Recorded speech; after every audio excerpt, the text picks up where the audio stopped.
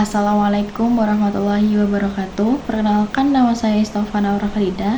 Di sini saya akan menjelaskan sedikit tentang sejarah fikih dan perbedaan antara fikih dengan usul fikih.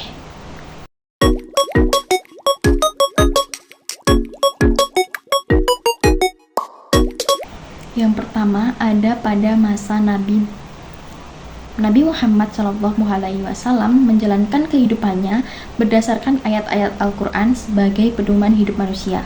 Namun, karena tidak semua ayat-ayat mudah dipahami secara langsung, beliau memberikan penjelasan melalui perkataan, tindakan, dan pengakuannya, yaitu sunnah Nabi. Untuk menjelaskan makna ayat-ayat tersebut agar dapat diamalkan dengan benar, dan ketika penjelasan Nabi yang berbentuk sunnah itu merupakan hasil penalaran atas ayat-ayat hukum, maka hal tersebut disebut sebagai fikih sunnah. Nah, yang kedua ada pada masa sahabat. Setelah wafatnya Nabi Muhammad SAW, meskipun Al-Quran dan Sunnah telah lengkap, para sahabat menghadapi berbagai permasalahan yang baru yang tidak ada pada zaman Nabi Muhammad. Akibat meluasnya wilayah Islam dan kompleksitas kehidupan yang meningkat.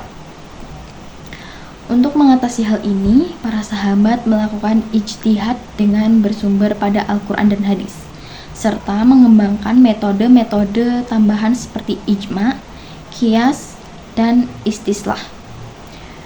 Ketika hukum tidak ditemukan secara eksplisit dalam sumber utama, periode ini yang dikenal sebagai periode pengembangan fikih, menandai evolusi hukum Islam dari masa pembinaan fikih di zaman Nabi menjadi sistem yang telah dinamis dan responsif terhadap kebutuhan masyarakat yang terus berkembang. Yang ketiga ada pada masa tabi'in. Setelah selesai periode sahabat, maka muncul periode berikutnya, yaitu masa tabi'in, tabi'i, al-tabi'in, dan para imam mujtahid sekitar abad kedua dan ketiga Hijriah. Pada masa ini, daulah Islamiyah sudah semakin berkembang dan banyak muncul kejadian baru. Berbagai kesulitan, perselisihan, dan pandangan serta pembangunan material dan spiritual satu persatu bermunculan. Semua persoalan ini menambah beban kepada imam mujtahid untuk membuka pembelajaran fikih yang telah luas terhadap lapangan ijtihad yang membawa konsekuensi semakin meluasnya lapangan hukum syariat Islam atau hukum fikih, dan hukum beberapa peristiwa yang makin kemungkinan akan terjadi di masa depan. Sumber yang telah mereka gunakan pada periode ini adalah sumber hukum pada dua periode sebelumnya, yaitu periode Nabi dan periode sahabat Nabi.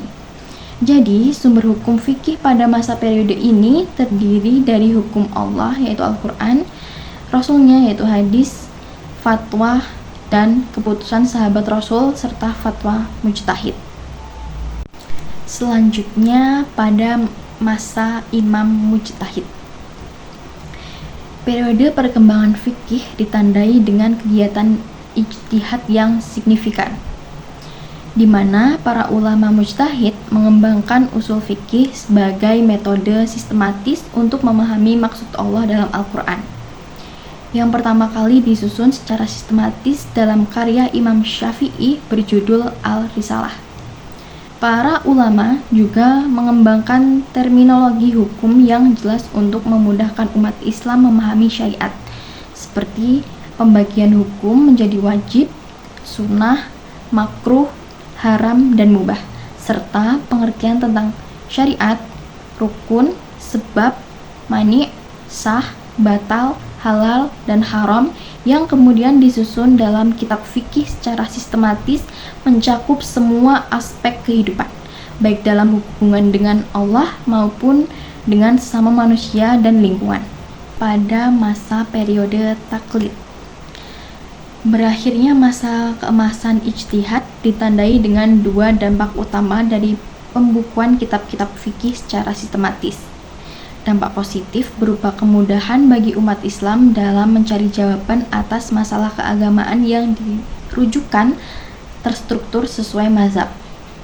Namun, di sisi lain membawa dampak negatif berupa berhentinya semangat ijtihad karena anggapan bahwa semua jawaban telah tersedia.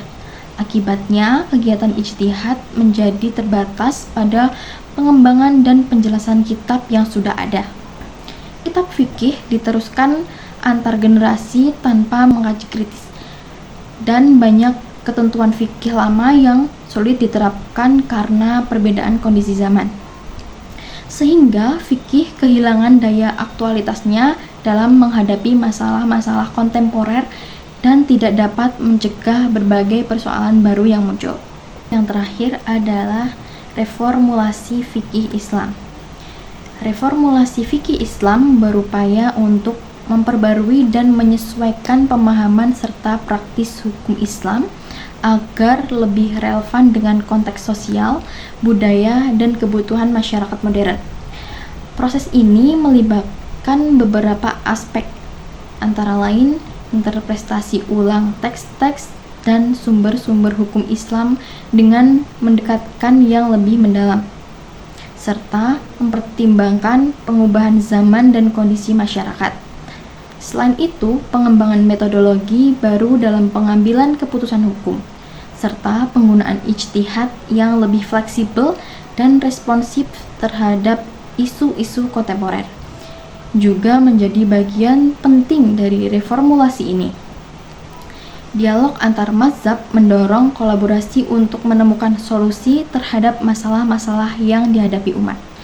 Keterlibatan masyarakat dalam proses pengambilan keputusan hukum diharapkan dapat menghasilkan hukum yang lebih mencerminkan kebutuhan dan aspirasi mereka.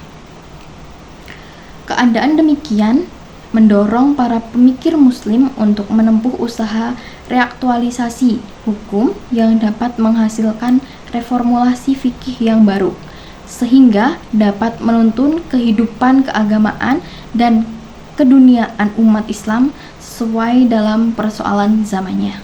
Perbedaan antara ilmu fikih dengan usul fikih. Fikih terus berkembang seiring dengan perubahan zaman. Muncul berbagai persoalan baru yang memerlukan kajian fikih. Para ulama kontemporer menggunakan metodologi usul fikih untuk merumuskan hukum-hukum yang relevan dengan zamannya. Perbedaan fikih dan usul fikih yang pertama ada definisi. Fikih adalah ilmu yang membahas hukum-hukum syariat Islam yang berkaitan dengan perbuatan manusia, baik yang bersifat ibadah maupun muamalah. Sedangkan usul fikih adalah ilmu yang membahas kaidah-kaidah dan metode yang digunakan untuk menggali dan merumuskan hukum fikih dari sumbernya. Yang kedua ada ruang lingkup. Fikih mencakup seluruh aspek kehidupan manusia, seperti ibadah sholat, puasa, zakat, haji, muamalah, yaitu jual beli, sewa menyewa, utang piutang, dan lain-lain. Usul fikih membahas sumber-sumber hukum Islam, yaitu Al-Quran, Sunnah, Ijma, dan Qiyas. Kaidah-kaidah bahasa Arab yang digunakan dalam memahami Al-Quran dan Sunnah, serta metode-metode pengambilan kesimpulan hukum. Yang ketiga, ada tujuan. Fikih bertujuan untuk memberikan panduan hukum bagi umat Islam dalam menjalankan kehidupan sehari-hari. Usul fikih bertujuan untuk memberikan landasan metodologi yang kuat bagi para ulama dalam merumuskan hukum fikih. Yang keempat, ada sifat. Fikih bersifat praktis dan terapan, yaitu hukum-hukum yang dihasilkan dapat langsung diterapkan dalam kehidupan sehari-hari. Usul fikih bersifat teoritis atau kebahasaan, yaitu membahas konsep-konsep dan kaidah yang mendasari perumusan hukum fikih. Usul fikih merupakan dasar pijakan bagi ilmu fikih, sedangkan fikih merupakan hasil atau produk dari usul fikih. Dengan kata lain, usul fikih akan melahirkan fikih. Nah, Sekian yang dapat saya jelaskan pada kesempatan kali ini. Walaupun sedikit dan cukup belibet saya menerangkannya, mohon maaf. Terima kasih. Wassalamualaikum warahmatullahi wabarakatuh.